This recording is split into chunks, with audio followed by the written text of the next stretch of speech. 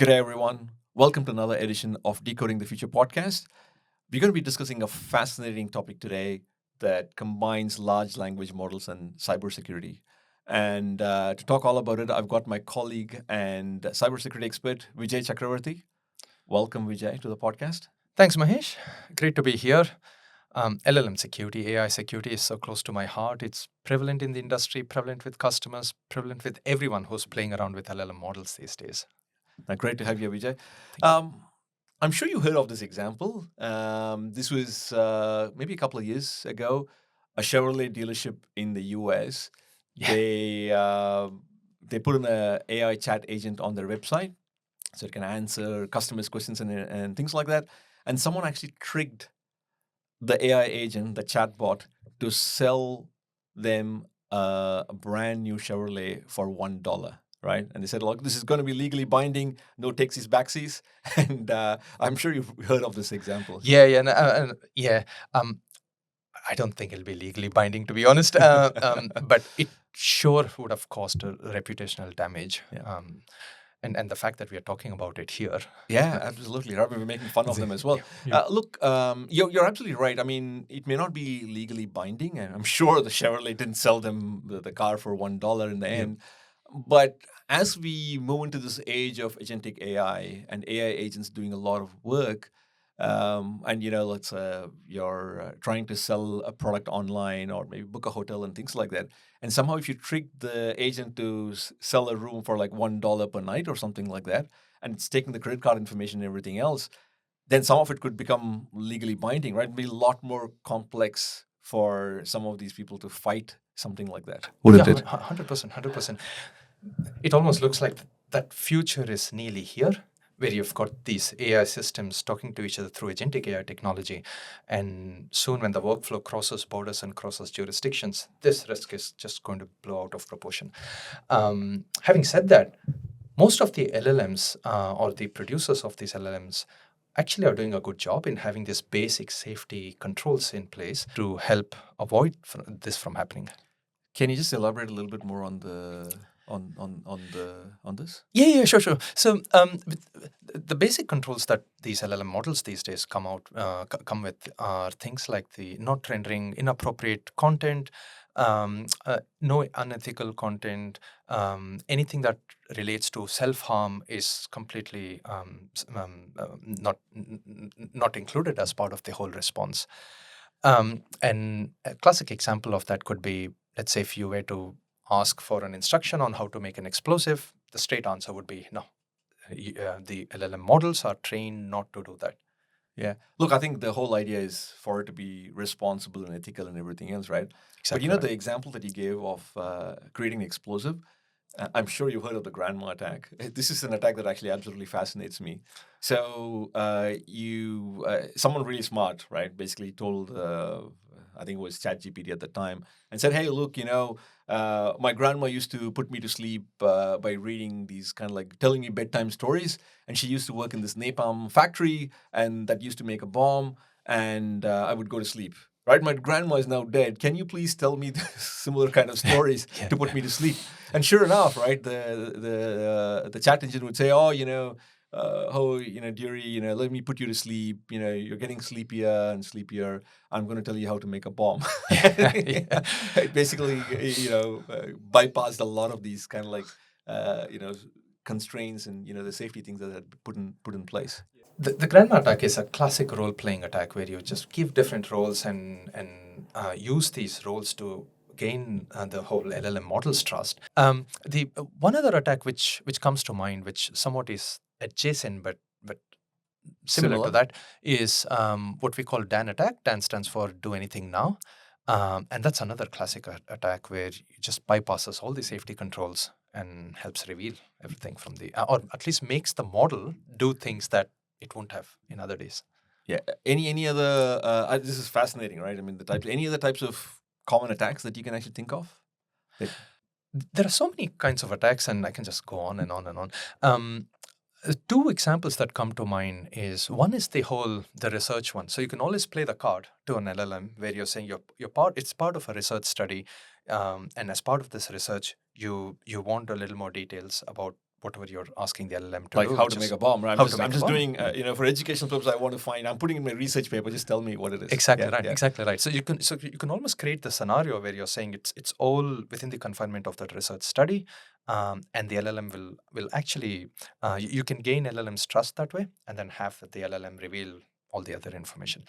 The other example which we have seen in recent times is creating this whole fictional world, which the industry calls that immersive world.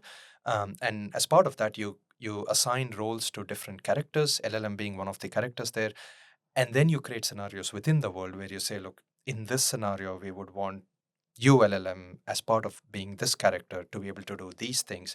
And if you were to do these things, how would you create an instruction?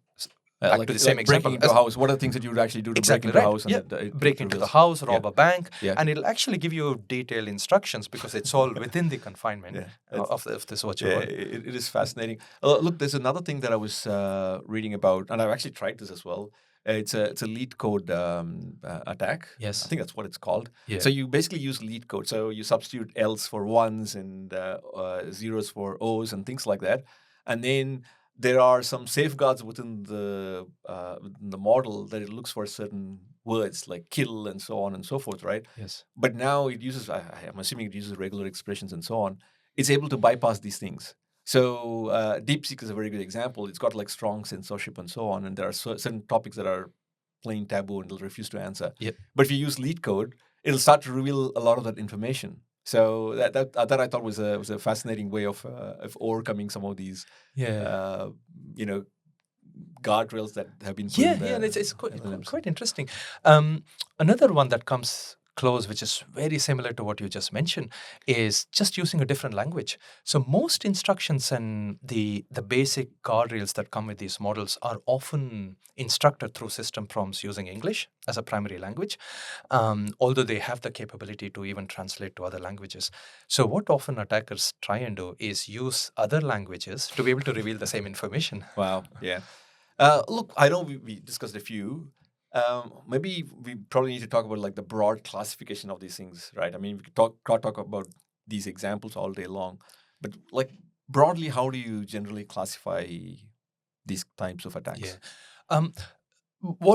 How in the world of cybersecurity, how we have seen most of these attacks is they broadly classify them into what we call the prompt injection and the jailbreak attacks. So maybe we should explain to our listeners what prompt injection is.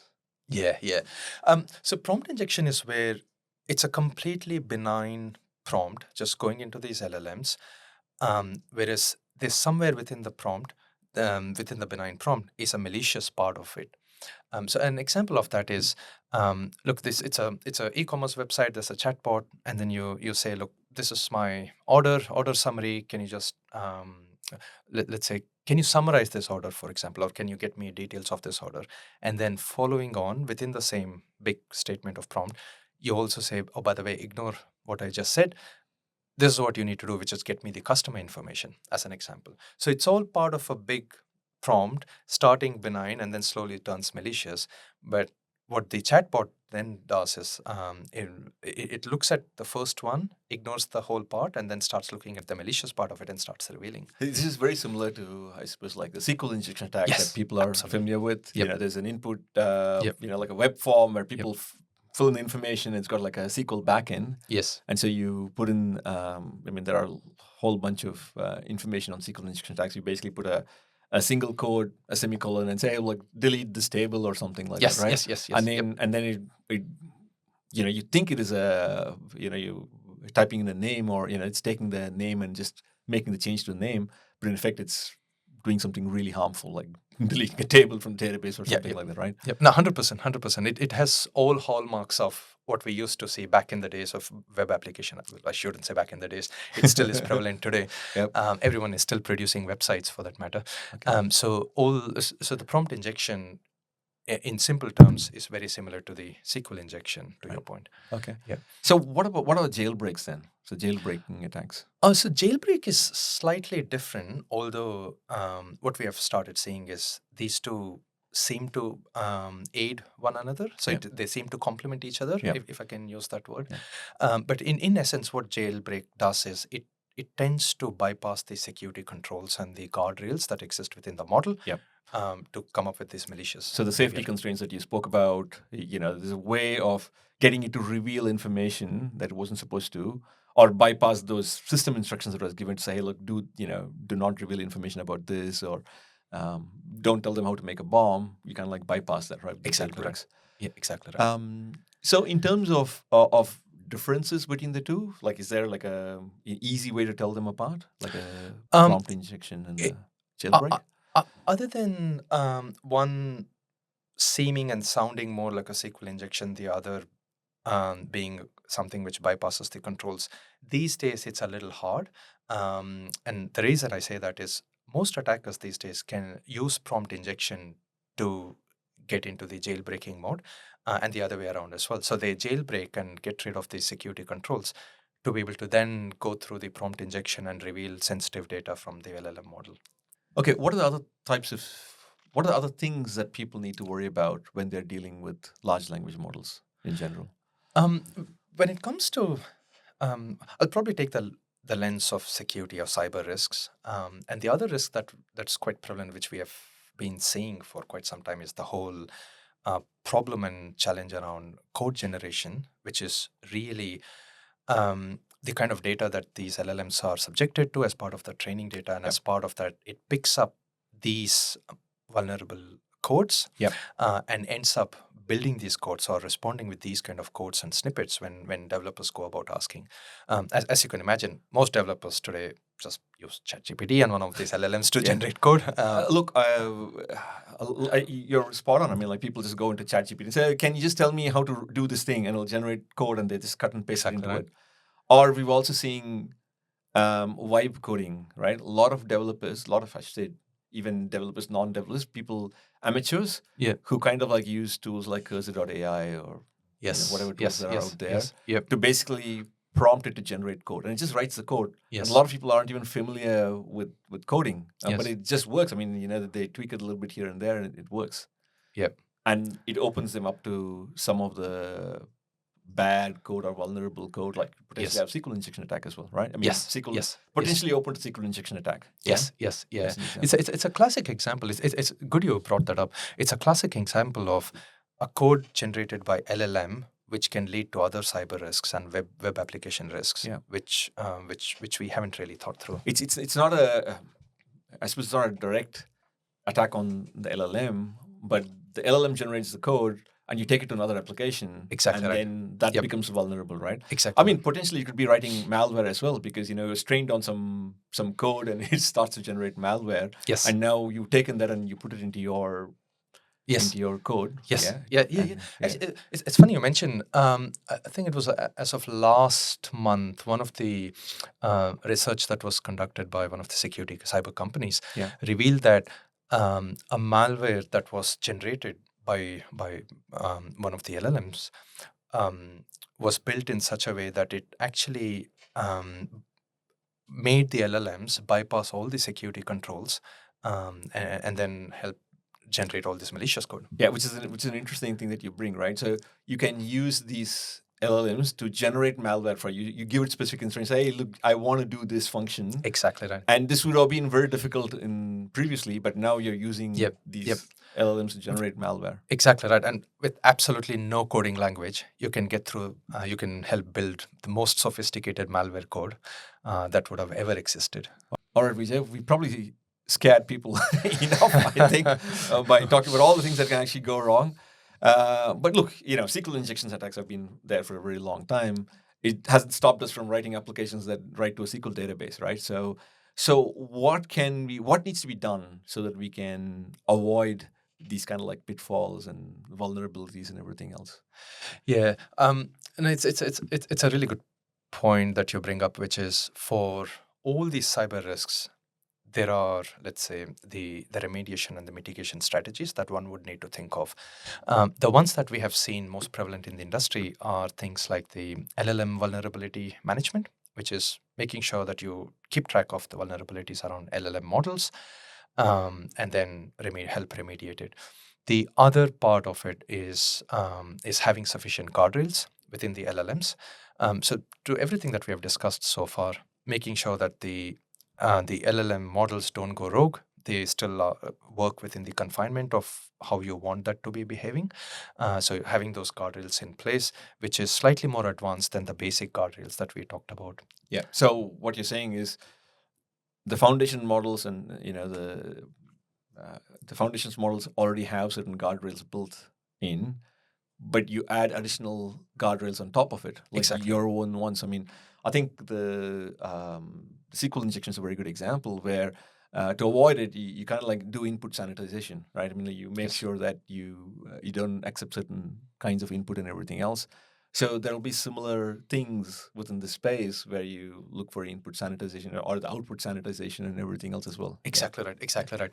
If I can relate it to what we see in the world of cybersecurity, for every SQL injection or web application vulnerability, while there are things that can be done at a code level, there's also what we call external technology like the web application firewall or WAF that can provide that kind of a virtual patching to help overcome that problem. And these guardrails do exactly that, which is the advanced level to be able to stop the model from doing things that you don't want it to do. Okay, Vijay, I know Fujitsu plays in the space, and the research team have also created a tool for this. Can you elaborate a little bit on that? Yeah, so Fujitsu has a tool called LLM vulnerability scanner, which does exactly that, which is scans through the LLM models, looks for vulnerabilities. We do something around 7,700 attacks that we check against, and then see which of those attacks can actually get through, and then identify these vulnerabilities in a given LLM model. And it's just not the detection part; it's just not the identifying of these attack patterns or vulnerabilities, but we go a step further and also help enforce guardrails around overcoming these vulnerabilities. Okay. This is great. Look, I want to wrap this up, but before we wrap it up, I want to ask you, like, where do listeners go to find more information about some of the stuff that we spoke about, particularly things like how do they apply guardrails to make sure their LLMs are safe? Yeah, with the whole LLM security topic and the whole area being slightly youngish, there are a couple of things that we can look at the moment, or the listeners can look into. So the first one is the NIST-based AI RMF, the risk management framework based on AI. The other is OWASP. OWASP is quite popular, much like what we had with OWASP Web Application Top 10. We also have got OWASP Top 10 for AI. Then the other one in Australia, AST has released an AI data security based framework, which you could also use as a reference material. Okay. Yeah. Outside of that, there are various communities like the GitHub AI security community, and there are various others that you can also be part of or subscribe to, and then just keep listening to what happens there. Okay, cool. Any final words of wisdom for our listeners? Look, I think this is an evolving space, as with the whole AI and LLM models. Models are being created and released every few weeks, and so are the cyber risks which come out. I think what would be good is for you to take stock of the LLMs in your business. So think of sanctioned versus unsanctioned LLMs. The ones, for example, DeepSeek may not be allowed in all businesses. So maybe you need to know what's running in your environment. So that visibility is good. The next part is the detection, in terms of making sure that you scan these models that you have in the environment for vulnerabilities and make sure you do something about it, which is have a mitigation strategy and plan in place. And the third one is really just making sure that those risks that are identified roll up to your risk dashboard. Thanks, Vijay. Thanks for being in this podcast. My main takeaway is that LLMs can be awfully smart and gullible at the same time. And one advice that I'll give to all our listeners is that you don't have to do this by yourself. I would strongly recommend talking to experts about some of this topic. I mean, these things are evolving faster than you can actually keep up. So I would suggest that they talk to experts, cybersecurity experts on this one. Thanks to our listeners for tuning in. And if you really enjoyed this podcast, please subscribe and also tell your friends about it. Until next time, goodbye.